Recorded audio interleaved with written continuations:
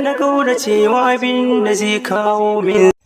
Wata rana Khalid ya je yawon shakatawarsa, wato bayan ya gama siyayyar da zai, ya fito waje sai ya samu gurin zama wanda ya zauna yana shan iska, yana ɗan taɓa abin da ya siyo, wato yana ci. Yana zaune a cikin wannan halin ne wata yarinya ta zo wucewa ta gefensa, wato ta ɗauke mai hankali, ya manta da duk abin da yake yi. Haka ya bi ta da kallo, wata zuciyar tana ta saƙa mai ya kamata ya gwada sa'arsa domin ya tashi ya mata magana. Amma Khalid ya kasa ko motsi, kawai ya tsira mata ido ne, wanda har sai da wannan yarinyar ta isa zuwa bakin motarta, ta buɗe ta shiga. Khalid sai sannan ya iya tashi, ya bi bayanta, ya ɗauko mashin ɗinsa, ya bi bayanta har izuwa sai da ya tabbatar da ya ga gidan da ta shiga. Amma bata san yana binta ba, sannan ya juyo ya komo gida. Yana shiga ɗakinsa ya kulle, ya zauna saƙe-saƙe, saƙa nan ya saƙa can. Ta ya zai ɓullo da wannan yarinya har ya sanar mata da yana santa? Haka kullum yana zaune a layinsu, kullum sai ya je layinsu, ko sunanta bai sani ba, bare ya samu nambar wayarta. Kullum yana zirga-zirga a layin, domin idan har bai ganta ba, hankalinsa baya taɓa kwanciya. Kai shi ko da bai mata magana ba, burinsa ya ganta, ta zo ta wuce, ko da ba zai mata magana ba, idan har ya ganta hankalinsa yana kwanta. Soyayyarsa tana ta ci gaba da yaɗo a cikin zuciyarta. Washe gari Khalid da ya dawo ƙofar gidansu, sai ya bugi ƙirji, ya tsaya a ƙofar gidan nasu, wanda ita kuma ta dawo daga makaranta za ta shiga gida kenan. Ta ga yana mata wani kallo wanda ta kasa fassara wannan wani irin kallo ne. Shi dai kawai ya ƙura mata ido, amma ya kasa ce mata ko uffam, sakamakon kwarjinin da take masa a cikin idanunsa. Ya rasa ta yadda zai yi mata magana. Haka kullum yake yi. Washe gari yana gida cikin ɗakinsa, sai ya ji wayarsa tana ringin. Yana ɗagawa ya ga nambar Umar ce, wato tsohon abokinsa, wanda sun daɗe da rabuwa tun suna da ƙuruciya. Aka kai Umar ƙasar waje domin yayi karatu. Yana ɗagawa, bayan sun gama gaisawa ne ya sanar da shi, yau fa zan dawo. Khalid ya yi matuƙar farin ciki da jin kalmar da Umar ya ambata mai ta cewa zai dawo. Aiku hakan ta faru. Khalid da wuri ya shirya tsaf domin ya nufi zuwa gidansu Umar. Nan ya zauna yana ta jiransa. Bayan wasu daƙiƙu sai ga sallamar abokin nashi, wato Umar, ya dawo zuwa gida. Yana turo ƙofa sai ga Khalid zaune akan kujera, nan fa ya da jakar ya taho zuwa gare shi a guje. Nan suka rungumi juna cikin farin ciki da nishaɗi da walwala. Nan fa Alhaji Ayuba tare da mahaifiyar Umar, wato Hajiya Amina, duk sansu suka fito domin su tarbi Umar, suna mai farin ciki da murna. Nan fa aka karɓi jakar Umar, aka shigar da shi ta ɗakinsa, aka bashi gurin da zai zauna, suka fara shira. Nan fa mahaifiyar Umar, Hajiya Amina, ta ce a'a, bai kamata daga dawowarsa mu takura mai ba, ya kamata a bar shi ya wanka, ya huta, ya ci abinci, sai a dawo a ɗora da shirar. Alhaji Ayuba ya ce aikwa hakan ne ya kamata a yi. Nan fa Umar ya tashi bayan sun gama gaisawa da abokinsa Khalid. Khalid ya tafi gida. Umar ya tashi ya shiga wanka, ya yi wanka, ya yi sallah, ya ci abincinsa, ya huta. Yana hutawan ne mahaifinsa Alhaji Ayuba ya sa aka kira mai Khalid, aka kira mai Umar. Bayan an kira mai Umar, sun zauna. Bayan sun gama gaisawa, ya ce Umar, ya kamata ka san me kake, yanzu ka girma, ka mallaki hankalin kanka. Abu ɗaya ne ya rage ma, kawai kai aure. Umar duk da bai ji daɗin kalmar nan ba, amma bai nuna wa mahaifinsa ba, ya amsa da to. Sai mahaifin nasa ya ƙara da cewa, akwai wata 'yar amini na, wanda ina ga hakan zai fi dacewa mu haɗa ku tare. Umar bai ce komai ba, ya amsa da to. Shikenan Alhaji Ayuba ya ce, ka gane, gobe ka shirya domin ka je ka ga yarinyar. Nan fa ya amsa da to, sai ya bashi Alhaji Ayuba ya ba wa Umar adireshin gidansu da komai yadda zai gane. Washe gari Umar ya shirya domin ko Khalid bai faɗawa ba, kawai ya yi tafiyarsa dai shi kaɗai. Yana zuwa aka shigar da shi har cikin gidan ya zauna a falo. Aka kawo masa ruwa da abinci. Bai iya sha ruwan amma bai ci abincin ba. Sakamakon a ƙoshe yake ya dai iya shan ruwan. Sai aka turo masa yarinyar wato mai suna Nafisa. Tana zuwa tabbas Nafisa kyakkyawa ce. Duk wanda ya ganta dole ta ɗauke mai hankali sakamakon komai na rayuwa tana da shi na more rayuwa. Nan fa Umar ya ruɗe. Ga Nafisa ta zo ta zauna a gaban shi amma ya kasa ce mata ko uffam. Sai ita ce ta buɗi baki ta ce sannu. Ya amsa da yawwa. Suka fara gaisawa, ya gida ya waye. Nan fa bayan sun gama gaisawa, shira tai shira har ya faɗa mata ya amince. Da komawarsa gida ya samu mahaifinsa Alhaji Ayuba ya sanar da shi ya ga yarinya mai suna Nafisa kuma ya amince da zai aure ta. Mahaifinsa ya ji daɗi matuƙa. Shikenan ya sanarwa da mahaifiyarsa, ita ma ta ji daɗin hakan. Yara sun amince za su auri junansu. Umar yana zuwa zance gidan su Nafisa kusan ko da yaushe anytime, domin yana jin daɗin kasancewa tare da ita. Allah Allah yake a ɗaura aurensu. Washe gari Umar da wuri ya shirya ya nufi gidan su Khalid. Da zuwansa ya shiga ɗakinsa ya same shi yana zaune yana tattaɓa wayarsa.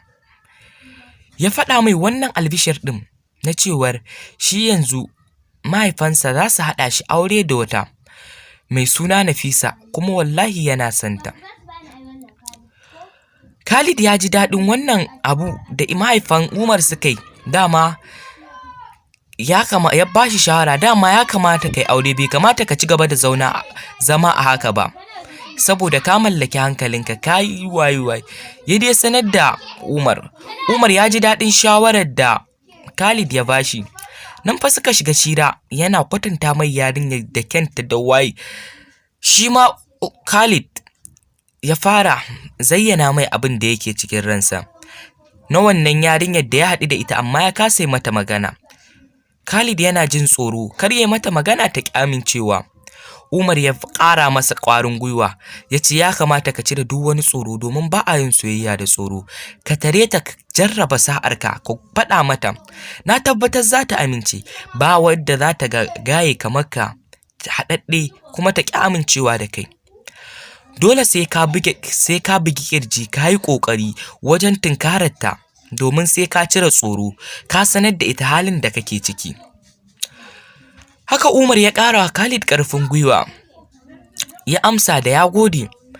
Washe gari Khalid ya je gidansu yarinyar da har yau bai san sunanta ba, wanda yana tsaye a ƙofar gidan nasu kamar yadda ya saba. Haka Nafisa ta zo za ta wuce. Khalid ya bugi ƙirji. A lokacin ya sha gabanta. Ya fara mata magana kamar haka. Kinga, dan girman Allah, dan annabi, ki taimaka ki sauraron. Ko da na minti 2 ne. Nafisa ta ja tsaki ta ce in baka ban hanya ba zan buge ka in wuce ko in tsinka ma mari. Duda ta faɗa mai haka, Khalid ya daure ya dake zuciyarsa. Ya ce ko da zaki maram ba zan ji haushi ba, kuma dole sai na isar da saƙona a yau ɗin nan insha Allahu. Nan fa Khalid ya samu da ƙyar ya shawo kan Nafisa. Ta ce to shikenan, kar ka sake ka wuce minti 1 domin daga shi wucewa ta zan barka dai kai ta maganar ka da aljinu. Khalid ya ji daɗin amincewar ta da wuri. Ya fara zayyano mata kamar haka. Nafisa, ya kamata ki gane abu ɗaya. Saboda ke nake zuwa layin nan, saboda ke nake zama a ƙofar gidanku. Na daɗe da fara sanki tun ranar da muka haɗu da ke a shopping. Yau aƙalla ba a ƙasar ba an kai wata 5 kenan, amma na kasa faɗa miki ko da kalmar so guda ɗaya. A kullum kwarjini kike min, wanda hakan yana ƙara rikirkita ni. A duk lokacin da na bugi kirji zan sanar da ke kalmar so, sai na ji wani tsoro ya mamaye zuciyata. Ya kamata ki bani dama dan Allah ko da so ɗaya ne in jarraba sa'ata a kanki. Nafisa ta ce, gaskiya ka makara, domin a yanzu an ba da ni kuma ana maganar aure ne. Khalid da jin wannan kalmar zuciyarsa ta fara bugawa fiye da yadda take bugawa. Nan fa ya shiga cikin mawuyacin hali, duk da haka ya dake zuciyarsa bai nuna mata alamun damuwa ba. Ya ce shikenan, Allah ya zaɓa mana abin da ya fi alkhairi. Ta ce amin. Ya ce amma ina neman wata alfarma a gurinki. Ta ce to alfarman me kake nema kuma? Khalid ya furta cewa dan Allah ina so in san sunanki. Ta buɗe baki ta ce ni sunana Nafisa. Ya ce sunana Khalid ni kuma, sannan alfarma ta biyu da nake nema a wajenki, ina so dan Allah ki bani numbarki, ko da a matsayin aboki ne ki aje ni. Nafisa ta ce ba zan iya baka nambata ba.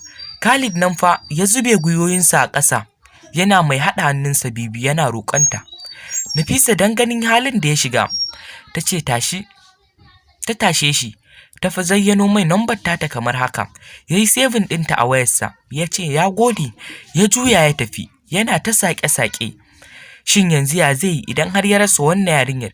Tabbas ba zai iya rayuwa ba. Yana cikin wannan halin ne har ya tuntuɓe, ya ji wani ƙaton rauni, amma bai san ya ma ji raunin ba har sai da ya koma gida ya zauna, sannan ya duba ƙafarsa ya ga jini yana zuba. Nan fa ya nufi kemis aka mai treatment, aka gyara masa gunciwan nashi, aka wanke masa ya dawo gida. Haka Khalid ya kasa yin bacci, yana ta saƙe-saƙe. Ita ma Nafisa tana can tana saƙa abin da ya faɗa mata. Sai in ce muku ba dan bacci ɓarawo ba ne, Khalid a ranar bai samu bacci ba. Haka gari ya waye, Khalid ya tashi ya sallarsa ta asuba. A can ɓangaren Umar ya fara zuwa zance wajen Nafisa. Sun fara rayuwarsu cikin jin daɗi da walwala da nishaɗi, haɗe da kalaman soyayya masu zafi. Kowa yana faɗo wa kowa suna rayuwarsu mafi jin daɗi a rayuwarsu, domin Allah suke yau a ce an ɗaura musu aure. Tufa, wata rana Khalid ya zo zai wuce ta ƙofar gidansu Nafisa, sai ya zauna a can daga baya domin ya huta a layinsu. Yana zaune cikin wannan hutun ne sai ga Nafisa tare da Umar sun dawo daga yawon shaƙatawarsu a cikin mota. Khalid ya hango su amma bai gane ko suwaye ba, sai bayan da suka buɗe motar suka fito ya ga abokinsa ne Umar tare da wadda yake so. Nan fa Khalid ya taso a rikirkice yana zuwa gurinsu. Nan fa Khalid ya shiga cikin wani mawuyacin hali, domin da ya tabbatar da abokin nasa ne, wato Umar tare da budurwarsa Nafisa. Nan fa Khalid ya yanke jiki ya faɗi tirƙa shi. Abokinsa Umar ya shiga cikin mawuyacin hali domin ganin halin da Khalid yake ciki. Nan fa suka ɗugunzuma suka ɗauke shi zuwa asibiti, suka kai shi asibiti domin ganin likita. Bayan ya farfaɗo, likitoci sun taru a kansa sun masa aiki matuƙa. Bayan ya farfaɗo ne yana buɗe idonsa ya ga abokinsa Umar tare da Nafisa a kansa. Tirƙa shi. Khalid kukan zuci kawai yake yi, ya rasa abin da zai ce. Nan fa ya fara yunƙurin tashi, amma ina, tashin ma ya gagara. Uzu billahi. To fa ana wata ga wata. Khalid abokinsa wato Umar ya samu ya ɗan tashi Khalid, ya ɗan jingina da gadon. Ya ƙura Nafisa ido, ita ma ta ƙura mai ido. Nan fa suka fara kallon kallo, kowa ya kasa cewa kowa ƙala. Nan fa Umar ya fuskanci irin kallon da Nafisa take wa Khalid, shi ma Khalid yake mata. Shi ma ya shiga cikin wani mawuyacin hali. To me alaƙar su da suke yin wannan kallon? To masu sauraron mu, duka anan zamu kawo muku diga aya. Sai ku kasance da wannan tasha tamu mai albarka ta hanyar danna subscribe. Mun gode sosai, sai kuma wani makon in me duka ya kai mu. Allah ya sada mu da ku da mafificin alkhairi. Mun gode sosai da ziyartar wannan tasha mai albarka. Masoya. Na daina soyayya, na daina soyayya. Ba zan ƙara nuna yarda ba soyayya an cutan, domin zuciya tana kuna idan ta ji tashin zancen. Salar haka na cewa abin da zai kawo min zancen. Na ce ba na ƙara soyayya, tsaya ku ji sauran zancen. Kuda da wasa a mafarki da ni da soyayya mun ware. Ta ce mai zaman amana za mu yi in an mana aure. Sannan za ta min biyayya duka wayena ta share. Na ce na aminta yan mata gure na gan mata ne. Ana yin zaton wuta ga makera amma ga ta fare. Ta canza hali da aka ta ce batun aure mun ware. Na ce karki min na hankalkin tuna an sa mana rana. Kuda baki so nake haƙuri miyo auren mai na sunna. Hakan za ya sa iyayena da iyayenki su murna. Salar haka zai yi albarka wata ramfa mahaifona na. Ki tausaya min, ki ji kaina, ki ce aje bozo mu zauna. Amma teburis da wanga batun da ne mata yaya zan yi. Ta sa zuciya tana kirma wata ran kuma har ne maye. Ana son shiga cikin jama'a ido na zub da hawaye. Sanadin duk abin da ne mata ne batuna babu alaye. Ba zan rufe ba, kin cutan farin ciki na dukkin kore. Allah za ya bani mai suna ta share mun kuka na. Ta ban duk haƙi na soyayya ta zama rufin sirri na. Ni kam za na kama hannunta mu zaga lambun ƙauna. Zan yi mata abin da duk ta bida ko da kuwa zan rasa raina. Kamar da wasa kin cutan Allah shi zai mun sa kaiya. Amaya wallakin gida san saki fara kikin shi zan kiji kimiyya a gidan mijinki usaina. Kwanaki muke ta musu da kai. Kana cewa wai Izzat so ya fi labari na. Gaskiya ne wannan. To sai an faɗa maka dalili. Duk wanda zaka tare akan hanya ma ka tambaye shi. Izzat so da labari na wanne ne akan gaba? In zaka tara mutane 200 sai ka samu 190 na cewa Izzat so ya fi labari na. Ɗayan nan shi zaka samu shine zai ce labari na ya fi Izzat so. Wannan kawai ka faɗa ne don jin daɗin ka. Tsaya in kana musu yanzu sai mu fita waje a gwada a ta. Ba ma sai mun fita ba. Abu ɗaya zan ma. Ina jin ka. Me dalilinka da hujjarka da confirming ɗinka na cewa Izzat so ya fi labari na? Yawwa, dama tun ɗazi ina so kai mun wannan question. To yanzu na ma ai. Kana ganin shi Izzat so? Ana faɗakarwa a ciki. Ka duba ha gani yadda ake faɗakarwa da nishaɗantarwa. Cewa ita Hajiya Nafisan nan tana wa Umar Hashim gori akan cewa shi ba shi da arziki ba shi da menene. Ana faɗakarwa da soyayya da me. To kai nan ne ya ɗau hankalinka? Nan ne. Kuma in zaka duba a cikin wannan fim ɗin na Izzat so. Ana izza da faɗakarwa duk a ciki. Amma shi fa labari na ka gaya mun abu ɗaya wanda ake yi. Tabbas kai yaro ne, ba zan yi musu da kai ba. Domin shi labari na shiri ne wanda an ɗauko shi dogon zango ne. Kuma shiri ne wanda yake faɗakarwa da ilmantarwa. Shiri ne wanda idan har mutum ya kasance ɗaya daga cikin wanda kuke sauraron wannan shahararren fim mai suna labari na. Ko da ke zan iya ma uzuri domin na tabbatar ba lalle a ce kana kalla ba. Domin labari na shine shiri wanda idan soyayya kake zaka koyi yadda ake yin ta. Ina ba zancen nan. Ba wani soyayya da ake yi a ciki. Sai in ganar da kai inda ake soyayya. Ganar da ni. Farko ka tambaye soyayyar da ake a cikin wannan shahararren fim mai suna labari na. Tabbas ana yin soyayya wadda idan kai ma kana soyayya anan zaka iya ɗaukan darasinka. Saboda shi labari na shiri ne wanda idan ka tsaya ka nitsi ka kalle shi yana yana faɗakarwa shi fa yadda rayuwar ɗan adam take haka yake.